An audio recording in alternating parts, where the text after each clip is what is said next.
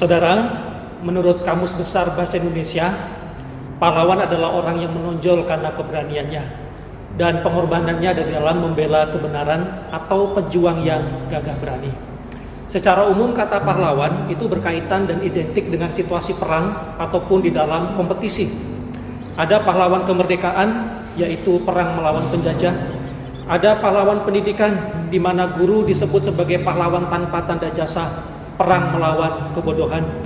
Ada juga disebut sekarang yang kemudian identik dengan situasi COVID-19, pahlawan kemanusiaan, di mana tenaga medis sebagai pahlawan, di mana mereka berperan terhadap COVID-19. Saudara, dalam liputan6.com tertanggal 25 Juni 2020, disebutkan bahwa angka kematian tenaga medis di Indonesia adalah yang tertinggi tidak hanya di Asia tetapi juga di seluruh dunia, oleh karena mencapai persentase 6,5%. Itu artinya adalah dalam 100 kematian oleh karena COVID ada antara 6 sampai 7 tenaga medis yang gugur. Kemudian di kompas.com tanggal 4 Agustus tahun 2020 sudah ada 74 dokter yang gugur berkaitan dengan pandemi COVID ketika mereka berjuang menjadi seorang tenaga medis, dan itu belum termasuk dari para perawat yang juga jumlahnya puluhan. Nah saudara, kita perlu untuk mengapresiasi dedikasi para tenaga medis yang luar biasa. Bagaimana bagi kemanusiaan mereka sungguh-sungguh memperjuangkan, dan mereka sungguh layak disebut sebagai pahlawan kemanusiaan. Mereka sebagai garda terdepan untuk menghadapi perang terhadap COVID-19, di mana ketika semua orang mengalami ketakutan, ketika banyak orang tidak mau berdekatan dengan pasien COVID-19, tetapi para petugas medis mereka lah yang ada di ujung tombak untuk membantu, merawat, dan juga mengobati mereka. Nah saudara, sebagai orang Kristen kita juga menghadapi peperangan, dan jelas peperangan bagi orang Kristen bukanlah peperangan jasmani, tetapi peperangan rohani. Dikatakan di dalam Efesus pasal 6 ayatnya yang ke-12, karena perjuangan kita bukanlah peperangan melawan darah dan daging, tetapi melawan pemerintah-pemerintah, penguasa-penguasa, melawan penghulu-penghulu dunia yang gelap, dan juga melawan roh-roh jahat di udara, melawan akan hawa nafsu kedagingan. Nah saudara, sejarah Alkitab mencatat adanya orang-orang yang mengalami kejatuhan ketika mereka memperjuangkan iman mereka. Tetapi juga di dalam Alkitab tercatat begitu banyak tokoh-tokoh yang kemudian mereka sanggup untuk memperjuangkan dan juga memelihara iman sampai pada kesudahannya.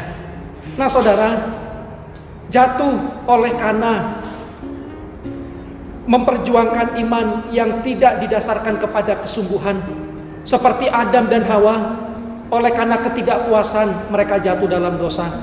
Seperti Ananias dan Safira yang oleh karena ingin mendapatkan pengakuan diri, adalah sama seperti Yudas Iskariot yang oleh karena masalah uang, yang adalah sama seperti Miriam yang memberontak kepada Musa adalah oleh karena masalah kedudukan, adalah sama seperti Daud yang oleh karena wanita dan juga seks, sama seperti Salomo yang kemudian jatuh di dalam penyembahan berhala, dan juga banyak tokoh-tokoh yang lain. Nah saudara, ini juga yang digunakan oleh si jahat di dalam dunia modern untuk mencobai, menggodai para orang-orang percaya.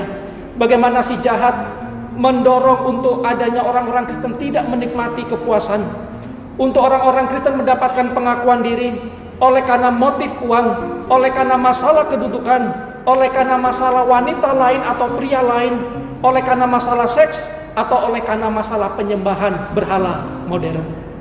Tetapi kalau kita baca di dalam Ibrani pasalnya yang ke-11, di sana dicontohkan begitu banyak tokoh-tokoh di dalam perjanjian lama yang menunjukkan satu dedikasi bagaimana mereka membawa kepada satu nama yang harum ketika menjadi pahlawan iman. Di sana ada Habel yang mempersembahkan korban kepada Allah yang lebih baik. Di sana ada Henok yang terangkat, yang tidak mengalami kematian oleh karena hidupnya berkenan kepada Allah.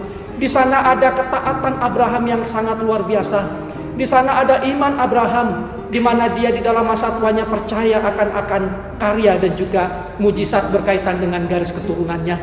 Nah saudara, masih ada Yakub, masih ada Yusuf, masih ada Rahab, dan juga dikatakan, sebab aku akan kekurangan waktu apabila aku hendak menceritakan tentang Gideon, Barak, Simson, Yefta, Daud, Samuel, dan para nabi. Nah saudara, ada kesamaan setidaknya prinsip antara pahlawan kemanusiaan yang ditunjukkan oleh tenaga medis ketika mereka berperang melawan pandemi COVID-19 dengan pahlawan iman. Bagaimana mereka berorientasi terhadap panggilan dan juga tujuan akan hidup mereka. Bagaimana mereka mengerjakan visi pribadi dan mereka tahu apa yang mereka kerjakan menuntut daripada sebuah pengorbanan. Nah saudara, pahlawan iman adalah di mana orang Kristen dia akan mengarahkan dan juga berorientasi kepada panggilan Allah secara pribadi di dalam hidupnya. Bagaimana ia akan menangkap visi yang Allah tetapkan secara pribadi untuk ia kerjakan. Ia mengarahkan pandangannya, ia mengarahkan tujuan hidupnya, ia mengarahkan hasratnya, ia menaruh akan segenap pikiran, akal budi, dan juga apapun yang ada menjadi potensi yang ada dalam dirinya dan juga hidupnya untuk dikerjakan menjadi sebuah penyataan akan kehendak Allah boleh diwujudkan. Nah saudara, pahlawan tidak berorientasi kepada apa yang ia dapatkan, tetapi seorang pahlawan ia akan mengorbankan apa yang bisa ia berikan kepada pribadi, kepada siapa yang ia perjuangkan. Nah saudara, sebagai pahlawan iman yang dikehendaki oleh Allah, maka pandanglah Kristus sebagai orientasi hidup kita. Pandanglah visi Allah sebelum dunia dijadikan. Ia telah menetapkan satu panggilan secara khusus kepada kita. Di dalam setiap apapun tanggung jawab pelayanan kita, apapun profesi kita, apapun peran kita, kerjakanlah di dalam iman, di dalam perjuangan, dan jadilah pahlawan iman. Saudara, ketika kita berorientasi kepada panggilan dan juga visi Allah, maka akan menolong kita menjadi seorang Kristen yang setia, akan menolong kita menjadi seorang Kristen yang taat, akan menolong kita menjadi seorang Kristen yang berkomitmen, akan menolong kita menjadi seorang Kristen yang berani mengorbankan diri, menanggung penderitaan, menanggung akan kesulitan-kesulitan, kalaupun itu salib yang Tuhan kehendaki, kalaupun pada satu titik bawah hidupnya pun menjadi satu persembahan yang dikehendaki oleh Allah. Terpujilah nama Tuhan. Ini akan menolong kita untuk mampu menyangkal diri, menjadi seorang Kristen yang berani dan tidak menjadi penakut. Nah saudara, ketika ditanya sebagai seorang pahlawan kemanusiaan, dedikasi yang ditunjukkan oleh para tenaga medis ketika mereka berjuang dan berperang dengan pandemi COVID-19, berkaitan dengan konsep yang hampir sama prinsipnya dengan pahlawan iman. Pertanyaannya adalah, apa yang mereka dapatkan? Apa upah mereka? Apa keuntungan mereka? Nah saudara, di dalam Ibrani 11 ayat-ayatnya ke-13 di sana dikatakan, dalam iman para pahlawan iman itu mereka telah mati sebagai orang-orang yang tidak memperoleh apa yang dijanjikan itu. Mereka hanya melihat dari jauh dan mereka melambai-lambai kepadanya dan yang mengakui bahwa mereka adalah orang yang asing dan pendatang di bumi ini. Saudara, upah dari pahlawan iman adalah sukacita oleh karena berkesempatan terlibat di dalam misi agung daripada hati Allah. Adalah satu kesempatan untuk setiap orang percaya masuk di dalam rangka program besar Allah, di dalam kasih Allah bagi dunia ini. Keselamatan bagi jiwa yang hilang itu bernilai kekal, tidak hanya bagi diri sendiri, tetapi hidup kekal bagi orang lain.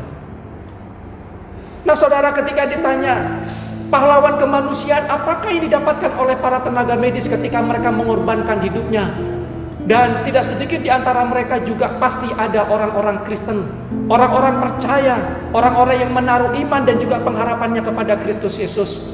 Tentunya mereka menerima satu upah sukacita oleh karena dilibatkan di dalam program besar kasih Allah. Dan yang kedua adalah mereka meninggalkan sejarah keteladanan, nama yang harum walaupun sudah tiada. Sekalipun mereka sudah selesai berkarya, tetapi dampak daripada karya itu akan terus diingat. Saudara, di dalam Amsal 7 ayatnya yang ke-1, nama yang harum lebih baik daripada minyak yang mahal. Hari kematian lebih baik daripada hari kelahiran. Kiranya kita sama seperti Rasul Paulus menjelang daripada akhir hidupnya di dalam 2 Timotius 4 ayatnya yang ke-7, ketika dia berkata, "Aku telah mengakhiri pertandingan dengan baik. Aku telah mencapai garis akhir dan aku telah memelihara iman." Saudara, bisa jadi dunia ini akan melupakan sejarah pahlawan-pahlawan. Bisa jadi hanya untuk sesaat pahlawan kemanusiaan akan diingat, oleh karena sekarang sedang masa tren berkaitan dengan pandemik. Bisa jadi tokoh-tokoh Alkitab sebagai pahlawan iman dilupakan oleh orang, tetapi Tuhan tidak akan pernah melupakan sekalipun. Dalam Kristus Yesus Tuhan kita, perjuangkan iman, pelihara iman, dan jadilah pahlawan iman. Tuhan Yesus memberkati.